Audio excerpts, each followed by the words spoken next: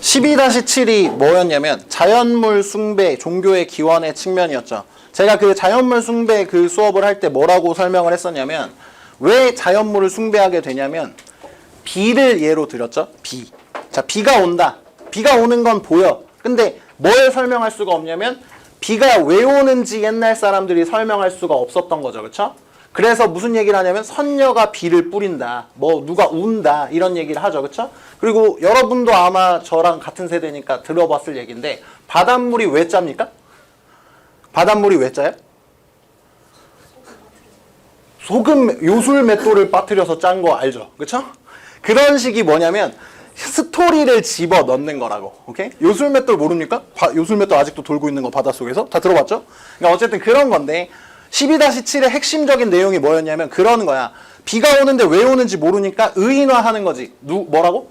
아, 비를 내리는 신이 있을 것이다. 신이 비를 내린다라고 스토리를 넣는 거죠. 그쵸? 자, 그 다음 파트라고 생각하면 되는데 얘는 현상에서 스토리를 제거하는 부분이에요. 22-1은.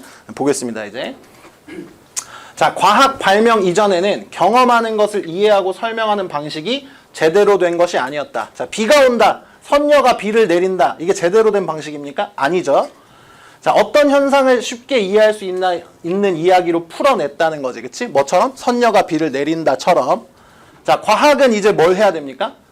이야기를 제거하고 가공되지 않은 사실만 남기는 거야. 뭐 선녀가 뭐 어떻게 해서 뭐 그런 거 있죠. 호랑이 장가가는 날 이런 거 들어본 적 있습니까? 어쨌든 그런 것처럼 이야기는 다 빼고 안 할게요. 자, 비가 온다는 사실만 남기는 거예요. 비가 온다는 사실만 다 빼는 거야. 앞에 있는 이야기만 딱 내리고 비가 온다 이거에만 집중하는 것이 과학인 거죠. 그렇죠? 자, 그리고 이야기는 계속 시간이 지나면 변하겠지만 가공되지 않은 사실은 변하잖아. 비가 온다는 사실은 변하지 않는다는 거지. 그것에 둘러싼 어떤 이야기 정도는 각색될 수 있겠지만, 그쵸? 자, 몇백 년이 지나도 이해할 수 없는 어려운 문제가 있을 수는 있지만 자료의 사실은 변하지 않는다. 비가 온다라는 이 사실은 변하지 않는다는 거예요. 그리고 실제로 우리는 지금은 안 그럴 거라고 생각하지만 우리가 가지고 있는 대부분의 어떤 이론이나 가설들도 우리가 아직 검증할 수 없기 때문에 스토리를 통해서 구성해 놓은 것들이 사실은 많죠. 그쵸? 오케이? 왜 여전히, 그러니까 저는 기독교인입니다. 뭐 이제 모독했다 이렇게 하지 마세요. 아직도 진화론하고 창조론이 같이 있을 수 있는 이유는 뭐예요? 아직 검증할 수가 없는 거지. 그치? 그것에 대한 이야기가 사실은 창조론의 영역인 거고, 그쵸? 넘어가겠습니다. 자, 22-2. 열 전달이 낮은 공기와 공기의 특성으로 인한 온도 차에 대한 내용입니다. 보겠습니다. 이야기는 어렵지 않을 텐데 하나만 설명을 할게요. 자, 아침에 해가 뜨면서 땅이 따뜻해지고 땅 근처의 공기가 따뜻해진대요. 자, 여기서 우리가 절대로 놓치면 안 되는 개념이 하나 있어요. 그 신서유기에서 은지원이 비행기 타면 에어컨 틀어준다라는 그 관련된 영상 본 적 있죠? 자, 그 발상이 어떤 발상이냐면 지구가 있고 태양이 있는데 뭐라고 생각하는 거예요? 이렇게 빛이 오니까 하늘에 있으면 더 뜨겁다라는 발상에서 온 거잖아요. 그쵸? 우리는 지식인이기 때문에 이렇게 생각하지 않죠? 자, 이 거리의 영향은 거의 미미하죠. 그쵸? 거의 미미하고 땅이 더 따뜻한 이유는 뭐야? 지구나 대부분의 행성들이 온도를 유지하는 가장 중요한 개념은 반사돼서 나오는 복사열이기 때문에 그렇죠. 그쵸? 그래서 뭐 계산해보면 여기가 제일 따뜻하다 이런 개념은 우리가 알고 있죠. 그쵸? 자, 해가 뜨면 땅이 따뜻해지고 땅 근처의 공기가 따뜻해져요. 여기가 제일 따뜻하다는 거죠. 땅 근처가. 자, 그러나 공기의 열 전달은 매우 좋지 않아. 그래서 지면을 기준으로 겨우 몇 센치 정도만 따뜻하대. 자, 공기의 열 전달이 매우 안 좋다라는 것에 동의할 수 없을 수도 있어서 제가 설명할게요. vs 물로 생각하면 됩니다. 자, 그 타이타닉에 탔던 사람들이 많이 죽었죠. 타이타닉에서. 근데 그 타이타닉에 있던 사람들이 죽은 대부분의 이유는 뭡니까? 배가 난파하거나 이렇게 된다고 해도 익사로 죽은 사람은 많지 않아요. 대부분 저체온증으로 죽죠. 그렇죠? 왜? 우리가 물에 있으면 빨리 죽어요. 예를 들어 이렇게 생각해 보세요. 10도의 온도예요. 10도. 10도의 온도. 밖에서 그냥 10도에 서 있으면 우리가 며칠 동안 생존할 수 있을까요? 얼어 죽으려면, 그러니까 얼어 죽는 거 아니야. 저체온증으로 죽으려면 기온이 10도일 때 얼마나 있어야 죽을 것 같아요? 잘은 모르겠지만 못해도 며칠은 버틴다고 생각하죠. 근데 바닷물이 10도면 금방 죽습니다. 왜? 공기보다 공기는 열 전달이 안 좋고 물은 열 전달이 좋아서 그런 거예요. 그래서 여러분이 여름에 더울 때 어디 들어가죠? 찬물에 들어가면 훨씬 더 시원하게 느끼죠. 뭐보다? 기온, 에어컨 틀어서 기온이 몇 도인 것보다 물에 들어갔을 때 훨씬 시원하게 느낀다는 거예요. 오케이? 됐죠? 자, 그래서 따뜻한 공기의 층과 차가운 공기의 층이 나뉜데, 자, 근데 이 층이 나눠져 있다는 거고, 공기의 흐름, 바람 때문에 섞이면 기온이 대부분 균일해지겠죠. 근데 바람이 없는 날은 높이에 따라서 온도차가 극심하대. 그래서 발높이 정도에는 50도인 날도 있고 허리 높이인 정도는 32도인 날도 있대. 그 아빠 차를 타고 가다 보면 차에 그 온도계가 있잖아요. 그럼 차의 온도계가 훨씬 더 뜨거운 거 알죠? 왜? 바닥을 기준으로 재니까. 뭐 들어본 적 있죠? 그렇죠?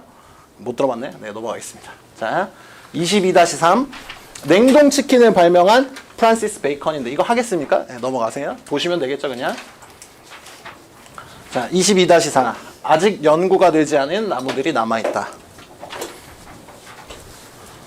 자, 이 질문을 하기 전에 지금 수능에서 좀 진화론을 바라보는 시각에 대해서 좀 얘기를 할게요. 여러분이 물론 저보다 진화론에 대해서 더 많이 알고 있는 친구들도 있겠지만 수능에서 진화론을 계속해서 내고 있고 그 수능에서 어떤 개념으로 보는지 여러분 좀 명확하게 잡고 가세요.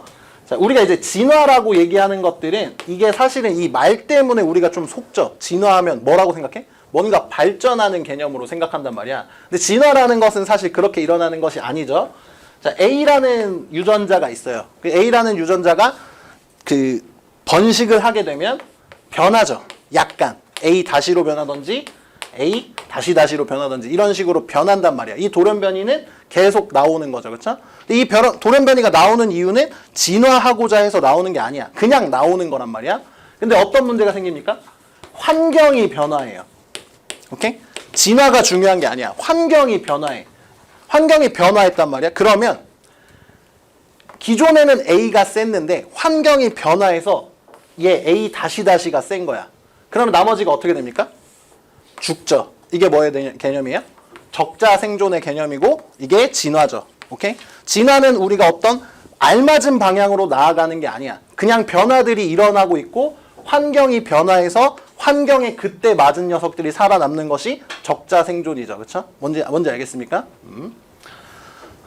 여기는 이제 뚱뚱한 친구들이 없으니까 제가 얘기해도 되겠네요. 그런 측면에서 보면 저는 이제 굉장히 적자 생존하지 못한 거죠. 왜냐하면 옛날에는 제가 더 진화된 인간이었던 거예요. 왜? 더 많은 양의 에너지를 저장하고 있으니까. 하지만 지금은 그렇지 않잖아요. 그렇죠? 지금은 마른 게 더 좋죠. 어쨌든 그런 것들이에요.